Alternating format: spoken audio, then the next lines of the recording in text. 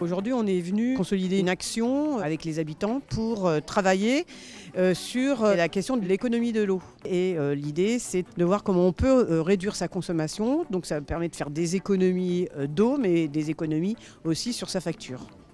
On a travaillé à identifier quels pouvaient être les bons acteurs à mettre autour de la table pour travailler avec Sénéo sur ce projet de plomberie. Donc l'idée c'était d'identifier le bailleur, d'identifier les bons contacts côté ville et aussi d'identifier les associations avec qui travailler sur ce projet de plomberie. Et ensuite, ça a été de cibler le bon quartier, quels allaient être les bons ateliers de sensibilisation à mettre en œuvre et faire en sorte que tout ça se déploie. Je suis venu assister à l'inauguration du dispositif de plombier solidaire. On a sollicité Sénéo et Suez pour mettre en place ce dispositif sur Nanterre. C'est vraiment gagnant-gagnant pour tout le monde, à la fois pour les habitants, à la fois pour Sénéo et à la fois pour la ville de Nanterre. Donc il n'y a pas de raison que ça ne soit pas positif. L'initiative a la vocation à responsabiliser nos résidents qui ont des grosses consommations en eau. Et l'idée était pour nous d'identifier les locataires qui avaient une forte consommation.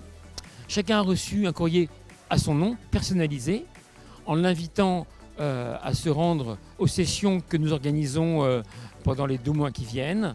Les différents acteurs locaux leur apporteront des conseils, des suggestions, des initiatives intéressantes pour moins consommer d'eau. Dès qu'on a reçu le courrier, franchement, j'étais ravi parce que j'ai trouvé que les factures ces temps-ci étaient quand même élevées. Donc quelqu'un qui vient vous aider pour essayer de mieux gérer vos factures, mieux gérer votre consommation, franchement c'est une opportunité à ne pas rater. Il paraît que le débit d'eau, quand on ouvre le robinet, ça coule beaucoup et donc on consomme.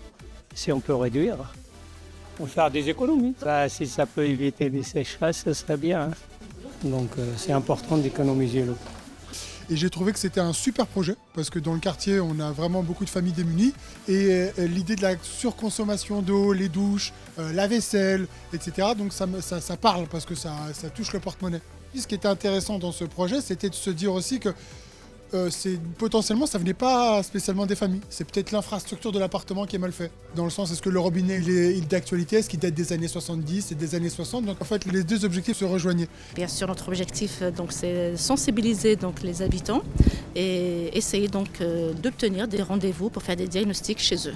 On a un kit de Sénéo avec un sablier, 2 économiseurs d'eau pour robinet. On regarde les chasses d'eau, s'il y a des fuites d'eau aussi. Et puis on regarde aussi leur compteur. On m'a proposé de faire des économies d'eau. On m'a proposé un mousseur. Déjà c'est le mousseur, c'est la même sensation d'avoir autant d'eau qu'un tout petit peu. Donc c'est pas désagréable, pourquoi pas faire un geste pour la planète. Bien sûr avec tout ce qui est conjoncture climatique, etc. C'est important de faire des petits gestes et puis penser un peu à l'écologie on va dire.